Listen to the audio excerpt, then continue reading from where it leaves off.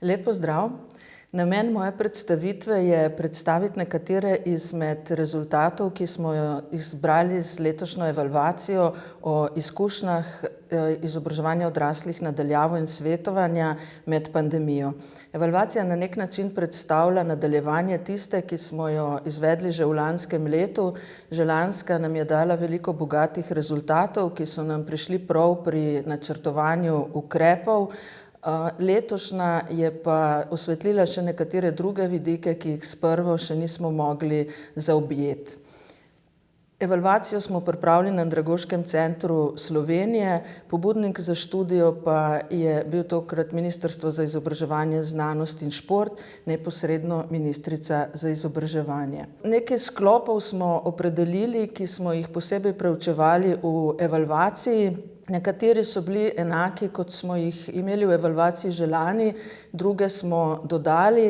Zanimalo nas je seveda tudi v letošnjem letu, kako je potekalo izvajanje izobraževanja odraslih na daljavo med pandemijo, katere vrste programov so se izvajale in kakšen vpliv je imela pandemija na izvajanje različnih vrst programov. Tokrat smo malo bolj pogledali tudi, kakšen vpliv je imela pandemija na vključenost odraslih v izobraževanje in svetovanje. Osrednji del je tudi v tej evalvaciji namenjen analizi izkušenj z izobraževanjem odraslih in svetovanjem na daljavo med pandemijo. Kar smo tokrat razširili pa je, da smo poskušali pogledati in analizirati tudi nekatere malo bolj psihološke in sociološke vidike, kontekst, v katerem ste izobraževalci odraslih delali v tem posebnem času, ker menimo, da je pomembno, da reflektiramo te izkušnje tudi v tem malo širšem kontekstu. V zadnjem delu smo se usmerili še na to, da smo nekoliko analizirali vaša mnenja, stališča in tudi stališča udeležencev o tem, koliko je pandemija vplivala na uspešnost udeležencev pri izobraževanju na daljavo v tem času med pandemijo. Na koncu smo se ozrli še nekoliko v prihodnost, prosili smo vas, da na podlagi teh bogatih izkušenj, ki ste si jih pridobili v tem času, poveste, premislite, katere so ključne stvari, na katere moramo biti pozorni pri prihodnjem razvoju izobraževanja odraslih na daljavo. Če na kratko povem nekaj o metodoloških vidikih evalvacije, želeli smo ohraniti nekakšno rdečo nit z evalvacijo, ki smo jo izpeljali lani, zato smo v evalvacijo vključili ljudske univerze, srednje šole in univerzo za tretje življenjsko obdobje. Tako smo zajeli tako formalno kot tudi en del neformalnega izobraževanja in tudi različne ciljne skupine, ki se v izobraževanje odraslih vključujejo. V evalvacijo smo vključili vodilne strokovne delavce, se pravi vodje, organizatorje izobraževanja odraslih, tokrat tudi svetovalne delavce in učitelje. Za razliko od lanske evalvacije, ko smo imeli za vsakega od teh svoj anketni vprašalnik, smo tokrat mnenja in stališča vodilnih in strokovnih delavcev zbrali z enotnim anketnim vprašalnikom.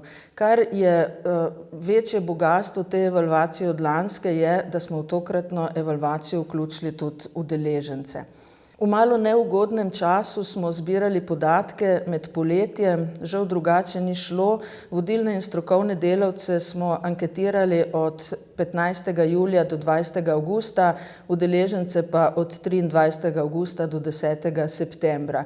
Bi izkoristila priložnost, da se res vsem vam, ki ste med dopustniškim časom bili pripravljeni izpolniti dokaj zahtevno anketo, se res lepo zahvalila. Mislim, da smo dobili res bogate odgovore, ki nam bojo dobro služili tudi pri načrtovanju prihodnjega razvoja. Kakšen je bil odziv na anketiranje? Na anketo se je odzvalo 185 vodilnih in strokovnih delavcev in 248 udeležencev. Pri vodilnih in strokovnih delavcev smo zajeli mnenja in stališča vseh vlog, ki so se nam zdele pomembne, da jih vključimo v evalvacijo. Največ je bilo odziva pri vodjih in organizatorjih izobraževanja odraslih, kar je tudi razumljivo, ker je bila tokratna anketa res malo bolj poglobljena, tudi kvalitativna. Zajeli smo približno polovico direktorjev ljudskih univerz, nekoliko manj ravnateljev srednjih šol. Učiteljev smo zajeli toliko, da imamo nek odziv tudi učiteljev, seveda bi si jih želeli več.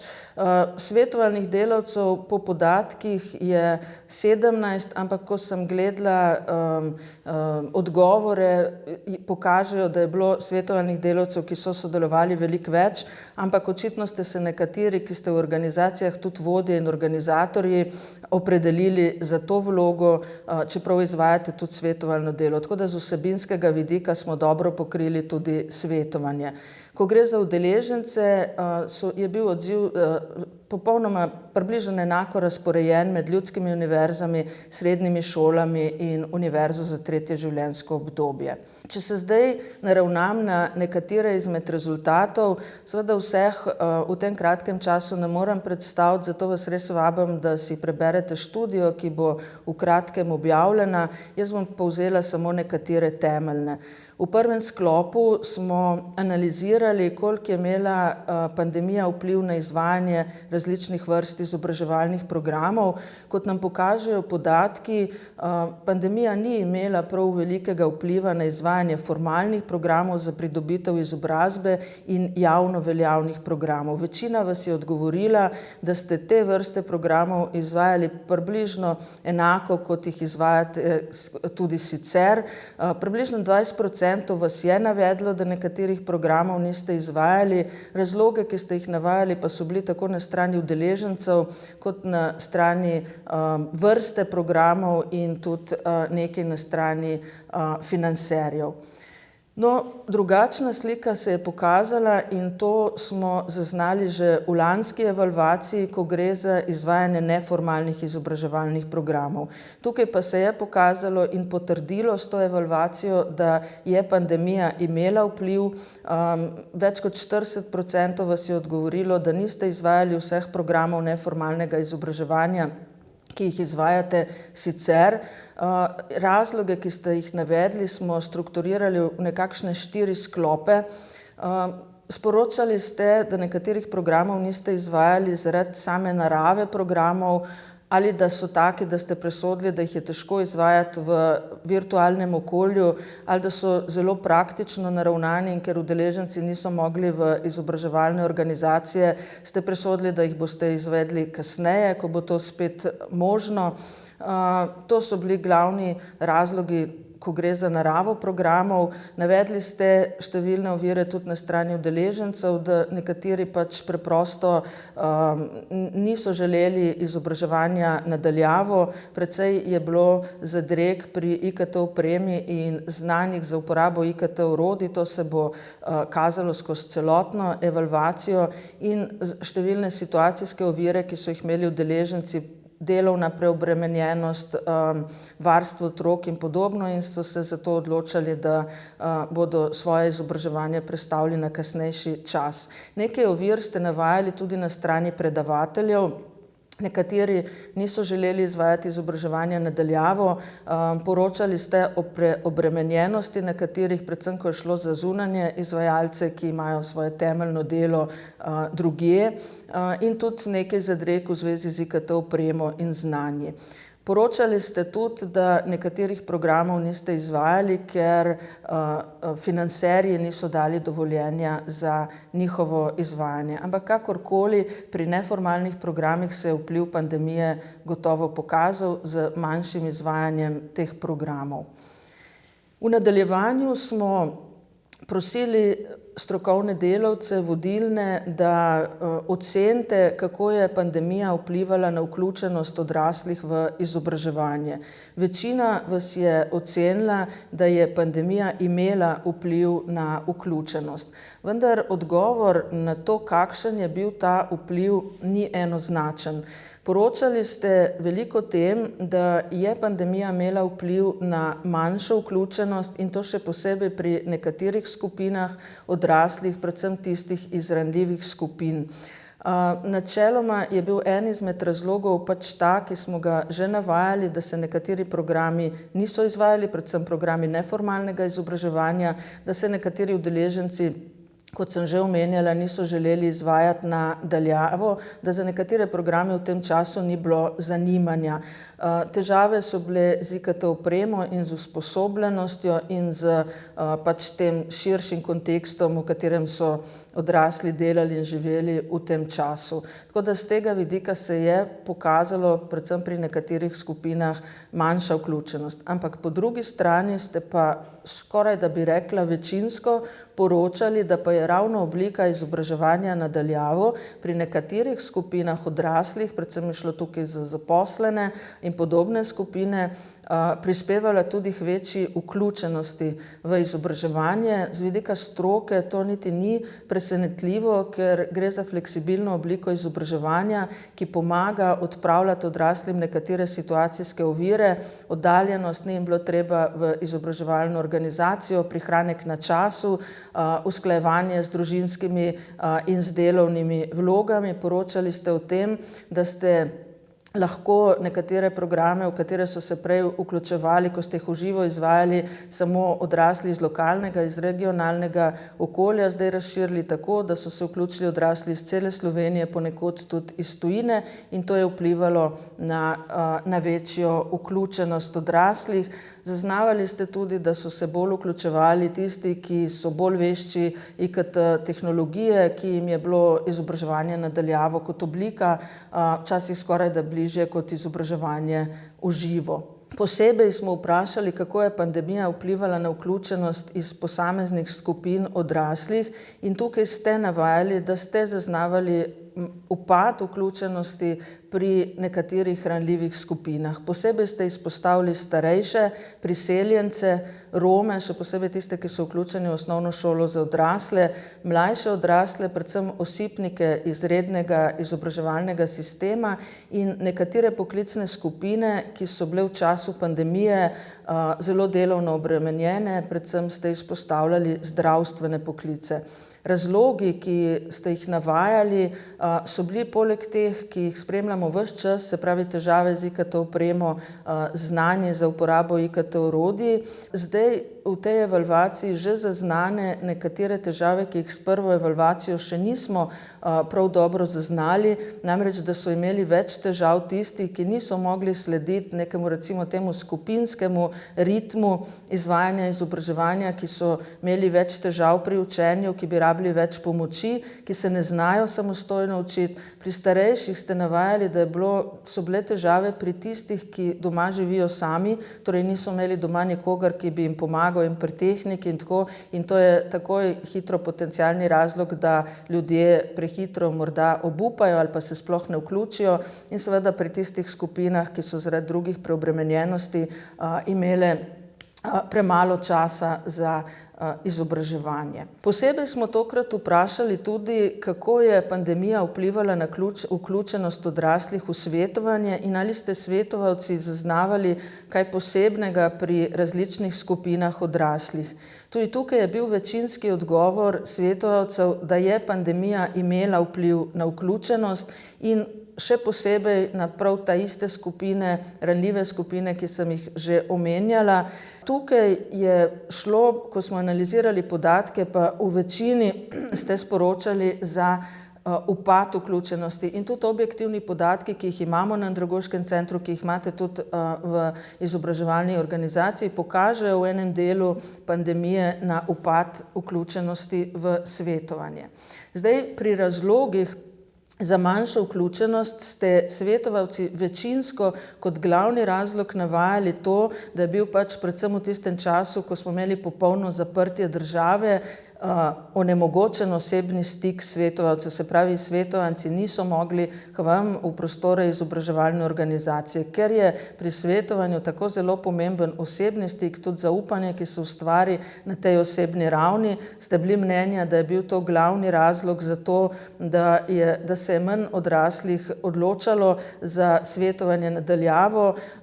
Navajali ste tudi prav ta strah, neko nezaupljivost, da v virtualnem prostoru ne bi bilo mogoče ustvariti enakega občutka zaupljivosti, kot ga lahko ustvarite v živo, in seveda vse te ovire tudi pri uporabi IKT orodij. Navajali ste tudi, da je nekoliko upadla motivacija in interes za izobraževanje v času pandemije, ker so se ljudje ukvarjali recimo z bolj v nekih vidikih tudi preživetvenimi stvarmi, je to vplivalo tudi na manjši interes za svetovanje. V manjšem obsegu pa ste poročali, da ste pa zaznavali, da so se pri vas oglašale tudi nadaljavo odrasli, ki morda se sicer, če ne bi bilo pandemije, ne bi. To so bili tisti, ki so se soočali s strahom pred izgubo službe in v drugem valu so službo tudi izgubili in so potem iskali svetovalno pomoč, kako si tudi z izobraževanjem pomagati spet odpreti poti za novo zaposlitev. Zaznavali ste tudi, da so se pa pri vas več oglašali tisti, ki so zaznavali več strahov, negotovosti, tesnobe v tem zahtevnem času in je bilo potem na vas več tega, da je bilo treba nuditi več spodbud in tudi motivacije in podobne podpore udeležencem. Ampak pri svetovanju je bilo večinsko vaše sporočilo, da je pandemija vplivala na to, da se je manj odraslih v svetovanje v tem času vključilo. V nadaljevanju smo udeležence malo povprašali o izkušnjah, ki so jih imeli v času, ko so se izobraževali med pandemijo na daljavo. Ob analizi podatkov udeležencev moram nekako povedati tudi en metodološki zadržek, ki ga je treba upoštevati, ko bomo te podatke gledali in ko jih analiziramo. Tako kot se večinoma dogaja v teh anketah, ko anketiramo udeležencev, se je tudi pri nas, ko smo analizirali demografske podatke, pokazalo, da je na anketo odgovarjalo več udeležencev, ki so bili v izobraževanju uspešni. Je pa bilo malo več kot 20% tudi tistih, ki so navedli, da so bili le delno uspešni, se pravi, niso še vsega dokončali, kot je bilo v načrtu, ali so zapustili izobraževanje. Tako da en del te skupine, ki je za nas zelo pomembna, smo tudi zajeli. Večina odraslih je presodila, da je bilo njihovo izobraževanje kljub pandemiji dobro. Torej niso zaznavali, da bi bili karkoli oškodovani s tem, ko so se mogli izobraževati na daljavo, in to mislim, da je pomembna povratna informacija za vse izvajalce, da vam je uspelo tudi v teh zelo zahtevnih razmerah izobraževanje pripraviti tako, da so ga tudi udeleženci doživeli kot dobro. Tisti, ki so ocenili, da je bilo manj dobro ali pa da ni bilo v redu, glede na to, da so se izobraževali na daljavo, so kot razloge, poleg tistih, ki so povezani z IKT tehnologijo, navajali predvsem težave pri učenju. Skratka, očitno je šlo za skupino, in to sledimo skozi celo evalvacijo, za katere je šlo izobraževanje na nek način prehitro, ki so pogrešali osebni stik z učiteljem in mogoče tudi bolj hitro povratno informacijo, ko so imeli vprašanja, dileme, ki jim je izobraževanje odraslih, predvsem ko je bilo morda preveč frontalno izvedeno tudi v virtualnem prostoru, povzročalo težave, da so slabše sledili, da je bila njihova koncentracija in zbranost slabša, da so bili preveč pasivni in se jim je zdelo, da to ni bilo čisto v redu, želeli so si več aktivnosti tudi strani učiteljev. Skratka, glavno sporočilo tukaj je bilo, da bi potrebovali morda več podpore z strani učiteljev, pač strokovnih delavcev, predvsem ko je šlo za pomoč pri učenju. Vprašali smo jih tudi, da ocenijo, kako so bili zadovoljni z učnimi gradivi. V večini so ocenili, da so bila učna gradiva dobra, da niso navajali kakšnih težav, ki bi jih zaznavali. In to, kar se mi zdi še posebej pomembno, so njihovi odgovori na vprašanja, kakšna je njihova splošna ocena o prizadevnosti učiteljev oziroma mentorjev. V veliki večini so ocenili, da so bili mentorji večinoma zelo prizadevni, skratka zelo dobro so ocenili učitelje in tukaj se pokaže, da so udeleženci znali ceniti vso prizadevnost učiteljev, strokovnih delavcev, da so se zavedali, da je izobraževanje potekalo v zelo zahtevnem času, da so se zavedali tega, da je bilo pač v tistem času izobraževanje na daljavo edina možnost, ki je bila dana za to, da je izobraževanje sploh lahko bilo izvedeno, in tudi to se mi zdi pomembna povratna informacija vsem vam, ki ste to izobraževanje izvajali, da so bile stvari narejene tako, da so jih udeleženci občutili kot pozitivne. Malo več sem se zaustavila pri analizi odgovorov udeležencev na vprašanja, ali so imeli v izobraževalni organizaciji pomoč pri učenju in ali so se med izobraževanjem še posebej obrnili na posebno svetovalno pomoč, recimo svetovalca, svetovalno službo, svetovalno središče. Ko gre za pomoč, to neposredno pomoč pri učenju, jih je sicer večina odgovorila, da so to pomoč imeli, bilo jih je pa vseeno, in tega ne smemo spregledati, več kot 30% takšnih, ki so odgovorili, da te pomoči ni bilo ali pa da je ni bilo v zadostni meri. Še bolj si nekako ne znam čisto dobro razložiti podatka, da je velika večina udeležencev odgovorila, da v tem obdobju, čeprav so ves čas poročali, da bi potrebovali več tudi te podpore pri učenju, učne podpore, svetovalne podpore, da se niso posluževali svetovanja, svetovalne službe, pa čeprav vemo, da imamo zdaj na ljudskih univerzah vzpostavljeno javno službo svetovalno, da je svetovalna podpora, svetovalni delavci tudi na srednjih šolah.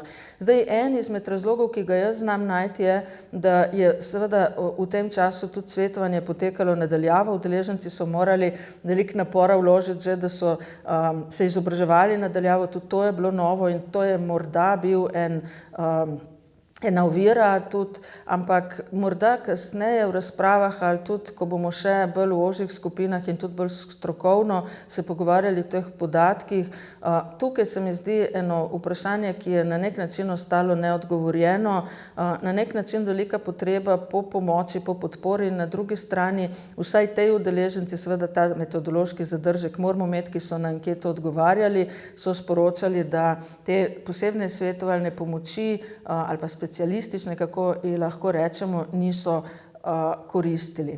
En poseben sklop, kot sem omenila že v uvodu, smo namenili analizi konteksta, v katerem ste vodilni in strokovni delavci delali v času pandemije. Vprašali smo vas, kako je čas med pandemijo vplival na vaše delo. In tukaj se pokaže, kako res zahteven čas je bil to, kako se je praktično vsem izobraževalcem na vseh področjih vzgoje in izobraževanja, seveda tudi v izobraževanju odraslih, praktično čez noč spremenilo vse. Vsi smo mogli vse svoje delo opravljati na daljavo, hkrati je bilo treba v celoti izobraževanje prestaviti in svetovanje na izobraževanje na daljavo.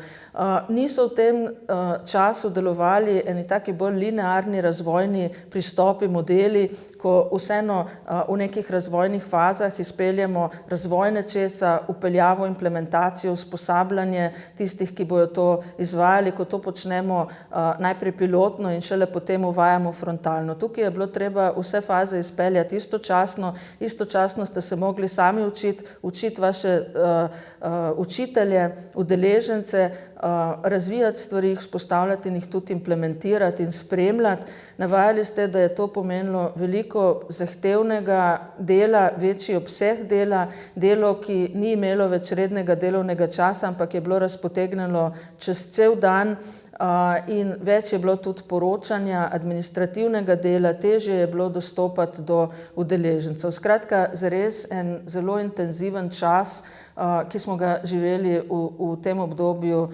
med pandemijo, še posebej v času popolnega zaprtja države. Z tega vidika smo vas vprašali malo tudi po nekih takih malo bolj psiholoških vidikih dojemanja tega časa. Prosili smo vas, da se spomnite na čas, ko je bila v Sloveniji prvič razglašena pandemija, kako ste doživljali tisti čas in kako se je doživljanje v tem času spreminjalo.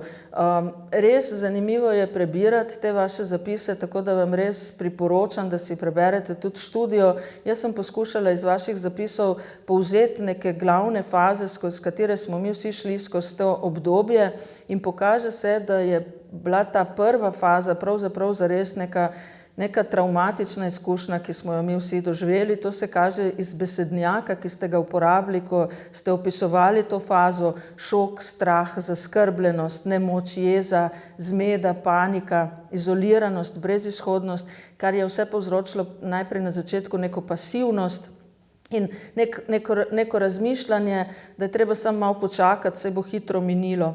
In iz tega potem prehod v eno ozaveščanje, da očitno gre za neko družbeno zdravstveno situacijo, ki bo trajala, in to ozaveščanje je pomagalo na nek način v prehod v eno bolj aktivno fazo, ko smo se, mislim, da vsi zavedli, da ali bomo postavili izobraževanje v celoti nadaljavo ali pa ne bomo delali in se naši udeleženci ne bojo izobraževali, in to je povzročilo neko aktivacijo.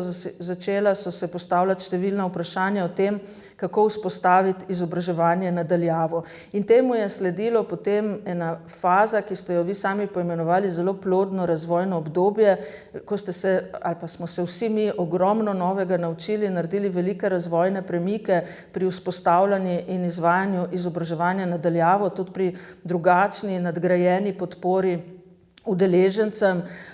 In tukaj se pokaže, ko ste zdaj za nazaj reflektirali ta čas, da se je na ta način ta začetna neka travmatična izkušnja začela transformirati v nekaj bolj pozitivnega. Navajali ste zdaj, ko ste premišljevali o tistem prvem času, ponos na dosežki, ki ste jih dosegli razvojno v vaših organizacijah, zadovoljstvo nad tem. Ko se vprašamo, kako smo izobraževalci odraslih to izredno intenzivnost in tudi zahtevnost, če pomislimo, da so se v tistem času doma marsikje šolali tudi otroci, zdržali, imam jaz en odgovor na to in mislim, da je bilo, kaj ne rečem, gorivo, ki nas je takrat spodbujalo, v bistvu ena velika zavezanost naši stroki, našemu delu, temu, da smo v tistem času naše delo bolj dojemali kot poslanstvo, kot zgolj službo.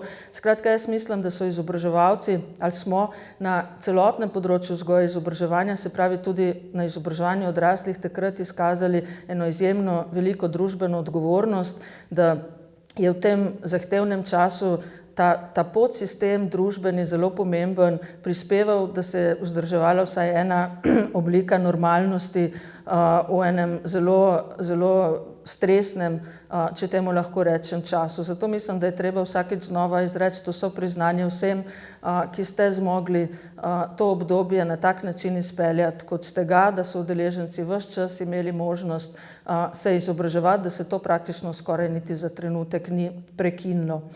Kar se mi zdi pomembno tudi izpostaviti, so zapisi, ki ste jih navajali o tem, kako čutite to obdobje zdaj. Namreč pokaže se, da smo prišli v eno novo fazo, da tudi ta družbeni kontekst, ki ga danes živimo, povzroča spet malo bolj neka negativna doživljanja, naveličenost, včasih tudi jezo, zaskrbljenost, ta občutek, da še vedno živimo v negotovosti, da bi si najprej želeli, da se nič več ne ponovi tisto, kar smo živeli lani, in drugo, da bi vendarle spet imeli pogoje za normalno delo, da bi imeli naši udeleženci pogoje za normalno izobraževanje.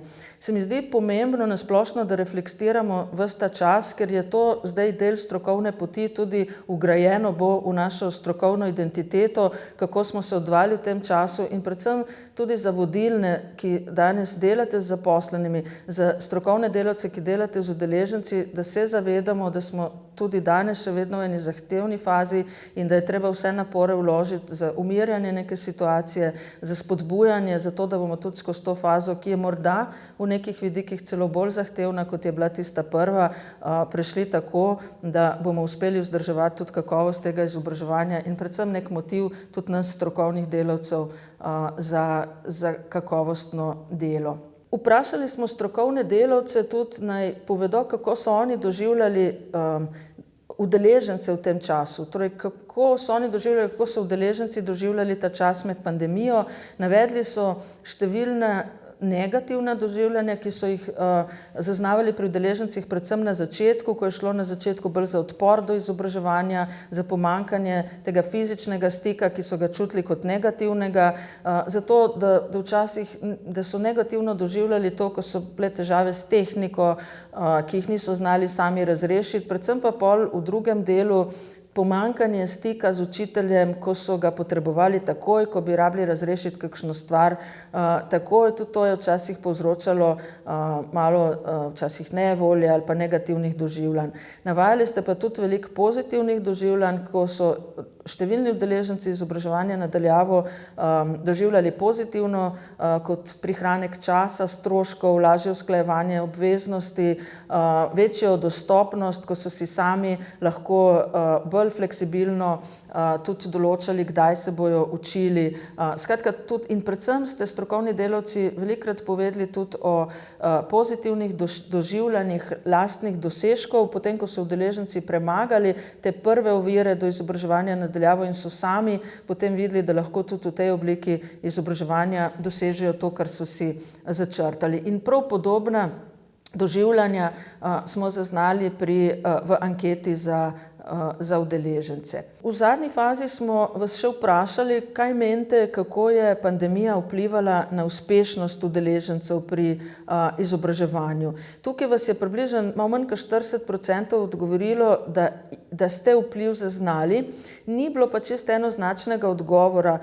Nekako ste bili deljeni v tem, da so nekateri udeleženci bili pri izobraževanju na daljavo, še sploh tam, kjer se ga je dalo bolj individualizirati, celo bolj uspešni, kot so bili prej, ampak nekateri, in tukaj smo že čez celo evalvacijo zaznavali, tudi manj uspešni zaradi težav, ki so jih imeli med izobraževanjem.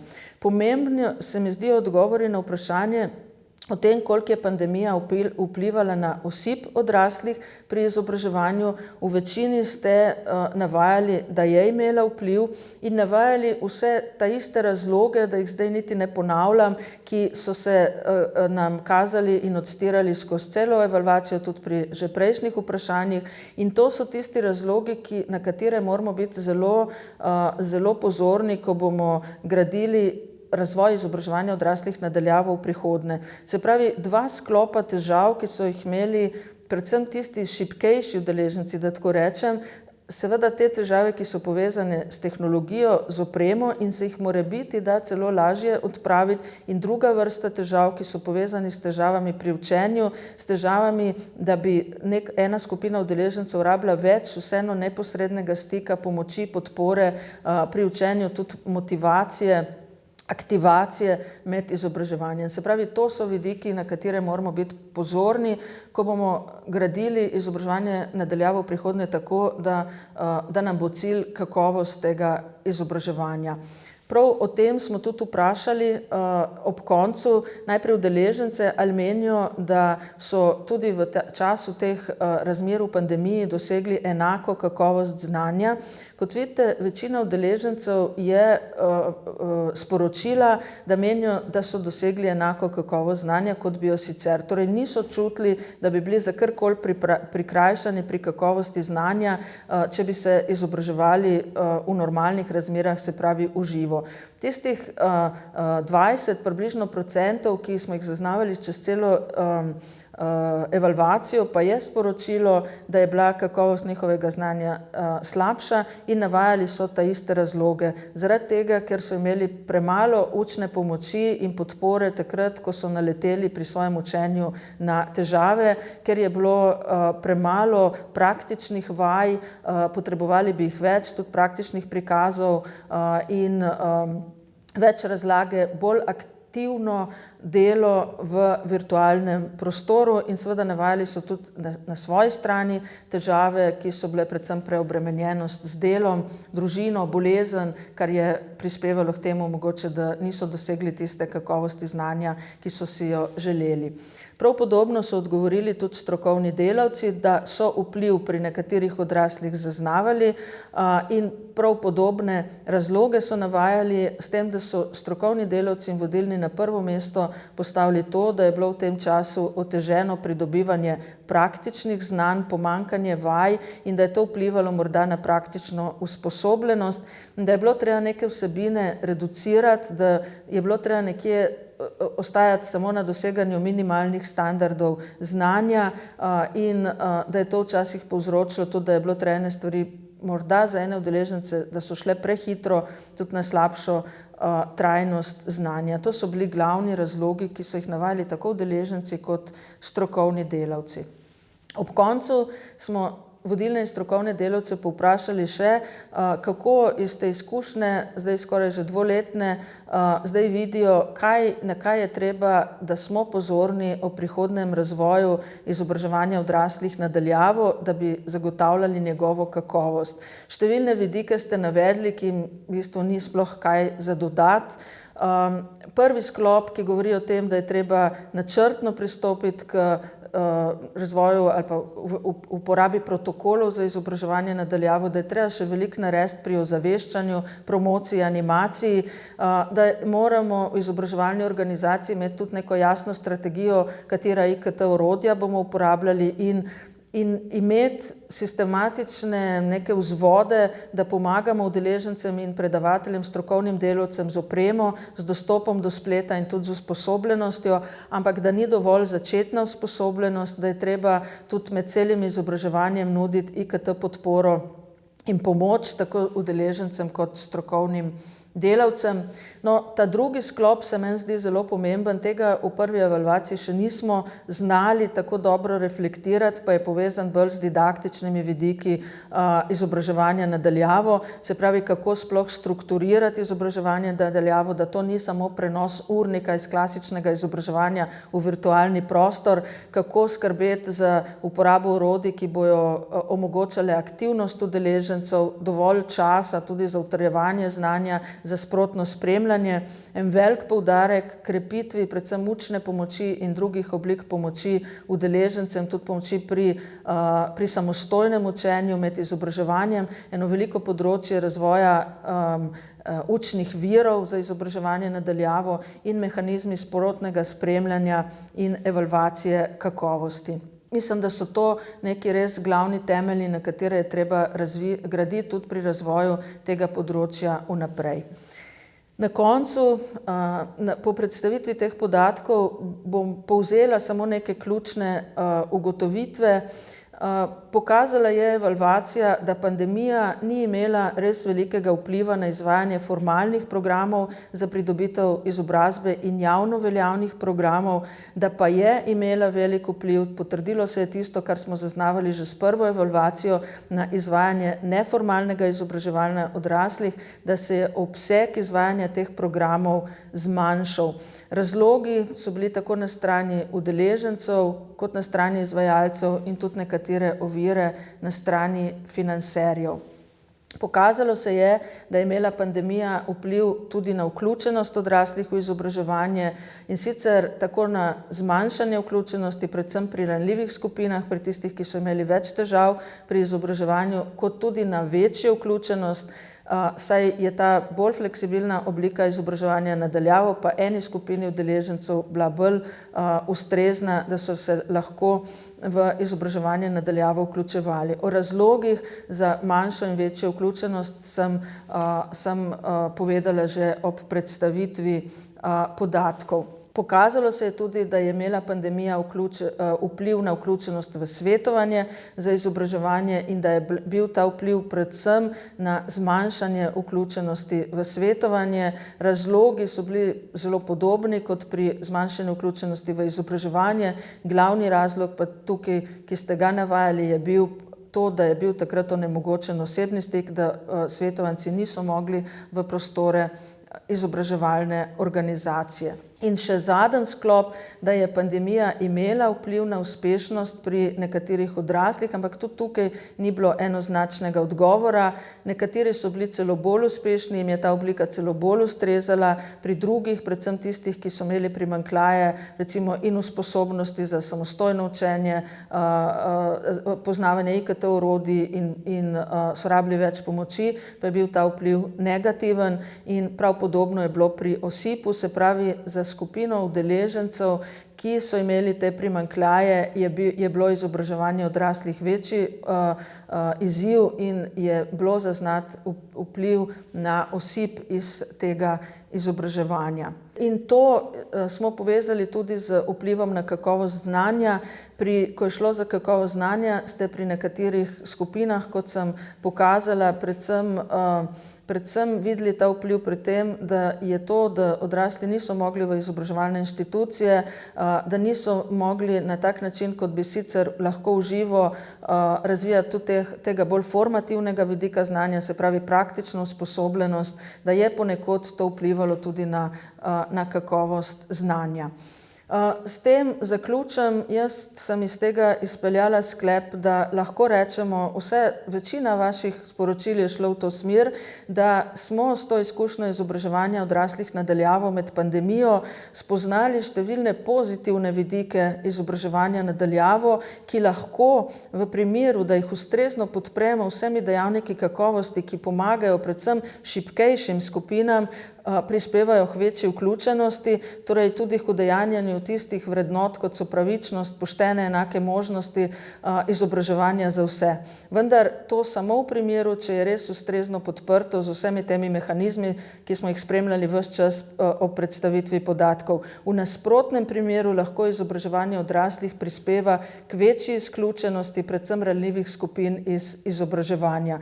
Torej, mislim, da lahko rečemo, da je treba podpreti nadaljnji razvoj te oblike izobraževanja v prihodnje, ampak res pazljivo, tudi ko sprejemamo odločitve o tem, kdaj izobraževanje na daljavo, kdaj kombinirane oblike, vsi ste se zavzeli za razvoj kombiniranih oblik, da ne zapademo zgolj tistim razlogom, ki so seveda pomembni, so neki bolj pragmatični vidiki, da prispeva izobraževanje na daljavo k zmanjšanju stroškov, k prihranku na času in to je pomembno za odrasle, ampak da imamo v zavesti to, da izobraževanje na daljavo ni primerno vedno, ne za doseganje vseh ciljev in ne vedno za vse ciljne skupine. Torej, strokovna presoja mora biti tukaj na prvem mestu.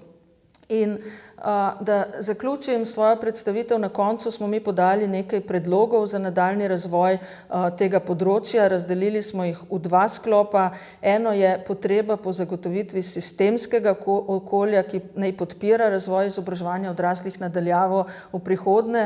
Moje trdno prepričanje je, da je to prva odgovornost nacionalne izobraževalne politike, ki mora enakovredno vzeti področje izobraževanja odraslih pri snovanju vseh shem in podpori, ki se uvaja na vseh področjih vzgoje in izobraževanja. Vemo, da med pandemijo vedno ni bilo tako, da naredi neko spodbudno razvojno okolje tudi z raznimi nacionalnimi razvojnimi shemami, z vlaganjem sredstva v kadre, strokovne kadre, IKT strokovnjake, ki bojo podprli to vrsto izobraževanje in da ima vzpostavljene neke mehanizme na nacionalni ravni za sprotno spremljanje in za poglobljene samoevalvacije, torej da se odločitve o nadaljnjem razvoju tega področja sprejemajo na podlagi kakovostnih podatkov, ki jih imamo, torej vpogleda v to področje.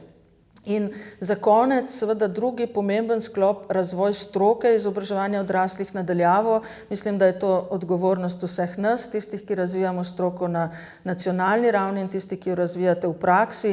In tukaj gre seveda za tisto, da samo ponovim predloge iz lanske študije za nadaljnji razvoj andragoške didaktike, predvsem tudi specialnih didaktik ranljivih skupin, razvoj programov izobraževanja na daljavo, močna podpora usposabljanju in zagotavljanju svetovalne podpore in pomoči pri učenju. Mislim, da to dvoje, da je to deljena odgovornost nacionalne izobraževalne politike in stroke, da je treba misliti ta razvoj skupaj v dialogu in tudi v nekem sodelovanju, da se pač sinergično povežejo stvari na različnih ravneh izobraževalnega sistema.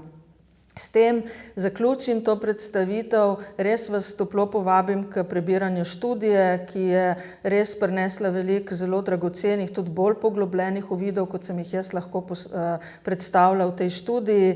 Še enkrat se vam zahvalim za sodelovanje pri zbiranju vaših stališč in mnenj in vam zaželim še naprej plodno spremljanje posveta. Morda bo še priložnost tudi jutri ali pa potem v bolj nekih ožjih strokovnih krogih za bolj podrobno tudi, da pogledamo te rezultate, se o njih pogovorimo in tudi iz njih snujemo prihodnji razvoj. Najlepša hvala in lep pozdrav.